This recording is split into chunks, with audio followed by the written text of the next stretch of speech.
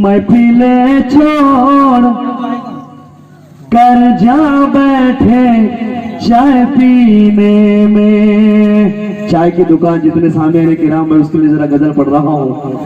महफिलें छोड़ कर जा बैठे चाय पीने में। महफिलें छोड़ कर जा बैठे चाय पीने में। फिर भी ख्वाहिश रखता है जन्नत में जाने में। खौफे काबर खौफे आज़ाब अब रुलाता है। खौफे काबर खौफे आज़ाब अब रुलाता है। दिल तो चाहता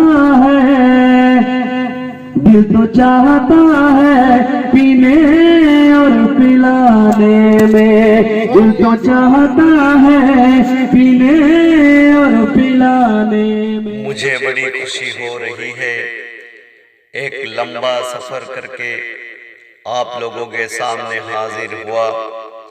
यहाँ आप लोगों के जज्बात का एहतराम करते हुए ये जलसा की कामयाबी की दुआ कर कर रब के पास कबूलियत की गुहार लगाता हूँ। आज के सियाड़ी के सरजमीन कंचनपुर इलाका का महल बड़ी हरी भरी नजर आ रही है। लैल रात की आखिरी पहल पर मुझे वक्त दिया गया। Many thanks Kanchanpur committee, special thanks मस्जिद के पेश इमाम, तहे दिल से शुक्रगुजार हूँ जो मुझे यहाँ पर ले आए। कबल सन पिछले साल भी मुझे ले आए थे।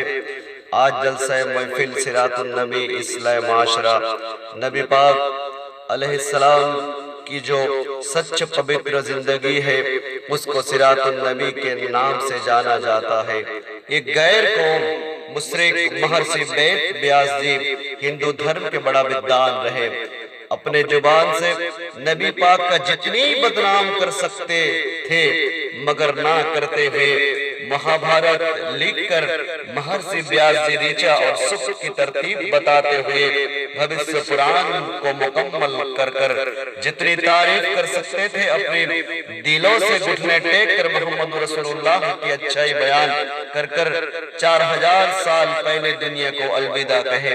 मगर मोहम्मद रसूलुल्लाह तकरीबन 1400 साल पहले पर्दा लिए दुनिया से 6 करोड़ 20 लाख मुरब्बे मील की फासले पर रब ने जमीन बसाने वालों की तादाद पॉपुलेशन आबादी उस वक्त नाउ एट प्रेजेंट 10 अरब से कहीं ज्यादा।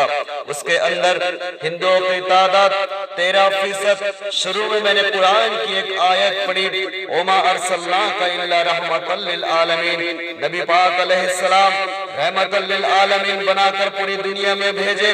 रब्बे जुल जलाल खुद कहता है पूरे दुनिया का सबसे बड़ी हिदायत की किताब के अंदर मैं खुद पूरे मखलूक का पालनहार हूँ मगर तुम्हें दुनिया में पूरे कौम के पास रहमत बनाकर भेजा। मगर मोमिन के दरमियान कितना बड़ा एहसान है शायद ये बात आपको मालूम नहीं नबी का आमद। मगर हम तो सिर्फ दिल के गहराई से डेप्थ फ्रॉम हार्ट नाम लेते हैं।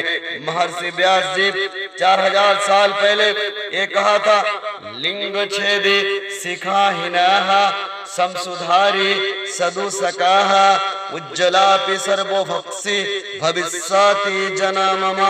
लिंग छेदी मतलब खतना किए हुए, लिंग छेदी मतलब खतना किए हुए, शिखा हिनाहा बिना चोटी वाले, समसुधारी दाढ़ी रखने वाले, सदु सका क्रांति लाने वाले, उज्जलापी ऊंचे आवाज से बुलाने वाले, अजान देने वाले, सर्वभक्षी सभी हलाल चीज खाने वाले, भविष्यति होंगे जन्म मेरे मानने वाले। एक बात फिर इसके अनुवाद तर्जुमा कर देता हूँ। बेस महर्षि जी ने इस तरह कहा, मेरे मानने वाले, खतना किए हुए बिना चोटी के दाढ़ी वाले और इनकलाब पैदा करने वाले, अजान देने वाले और सब हलाल چیز کھانے والے دنیا میں آمد ہوں گے۔ رب ذوالجلال قرآن کریم کے اندر خود کہتا ہے تم کو رحمت للعالمین بنا کر ایسا نہیں بھیجا، بھیج کر میں نے تم کو رحمت للعالمین بنا کر بھیجا، مگر بھیجنے پر میں نے بہت احسان جتایا، زمین بنایا، رب نے زمین بنایا، زمین ہلنے لگا، زمین بنایا، زمین ہلنے لگا تو رب نے پہاڑوں کو بنایا، پہاڑوں کو زمین کے اوپر رکھ دیا تو زمین کا ہلنا بند ہوا۔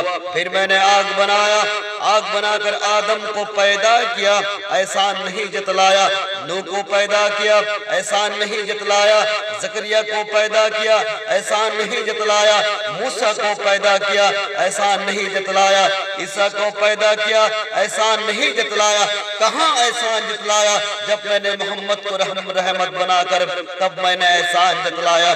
مومن پر مجھے یاد پڑتا ہے رضی اللہ عنہ نے بیان کیے، رکانہ اس وقت نبی کے پاک علیہ السلام کے زمانے میں ایک بہادر اسٹرنگر پہلوان تھا۔ محمد رسول اللہ سے کہا اگر تیرا دم ہے تو تیرے ساتھ میرے ساتھ کشتی لڑے، مجھے ہرا دو، میں اسلام دھرم اپنا لوں گا۔ یہ بات تو نبی پاک علیہ السلام کے سوچ اور ثبات کے باہر تھا، مگر رکانہ پہلوان نے پھر محمد رسول اللہ کو للکارا، مجھے رب نے، نبی پاک علیہ السلام کہے مجھے رب نے امت کے پاس رحمت بنا کر بھیجا، میں اسی امت سے کیسے کشتی لڑوں؟ پہلوان نے محمد رسول اللہ کو کشتی لڑنے پر مجبور کیا، چیلنج پر اتار دیا۔ نبی پاک علیہ السلام کشتی لڑنے سے پہلے پہلوان سے کہا تمہیں میں جب ہرا دوں رب کا نام لے کر کیا تم اسلام لاؤ گے؟ پہلوان نے کہا قبول ہے۔ تو نبی پاک علیہ السلام اللہ کے نام لے کر کشتی لڑنے لگے، ایک بار نہیں، دو بار نہیں، تین بار پراجت ہرایا۔ ظلم یہیں پر ختم نہیں ہوتا، ظلم آگے کی اور بڑھتا ہے۔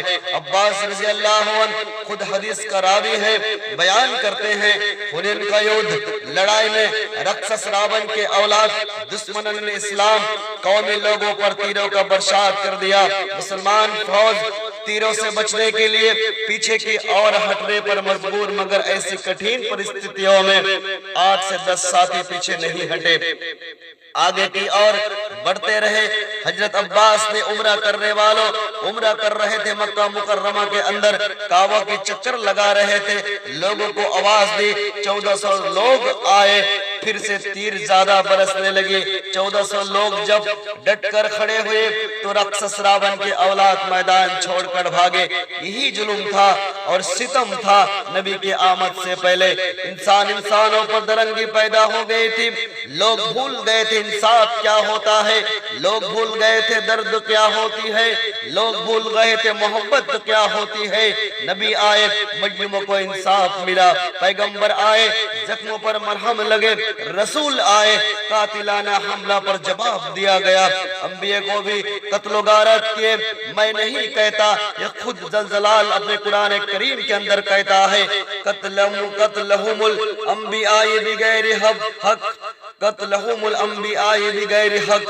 مجھے یاد پڑتا ہے، مجھے یاد آتا ہے، آپ کو شاید یاد ہوگا، زکریا اور یحییٰ کے سر کو قلم کر رکسس راون کے اولاد انا ربکم الاعلی کہنے والوں موت کے گھاٹ اتار دے۔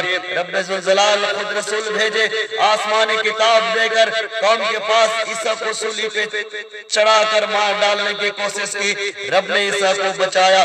نوح کی قوم نے بغاوت کی، کشتی کو ڈبا کر سمندر میں ہلاک کر دیا۔ لوط کے قوم نے بغاوت کی، قوم کو برباد، لوط کے قوم نے بغاوت کی، قوم کو برباد کیے، لوط کو بچایا۔ موسیٰ کے قوم نے موسیٰ سے بغاوت کی، قوم کو اکھاڑ کر پھینک دیا، موسیٰ کو بچایا۔ رب خود کہتا ہے کتب اللہ لا اغلبن انا ورسولی، میں اور میرے رسول غالب رہیں گے۔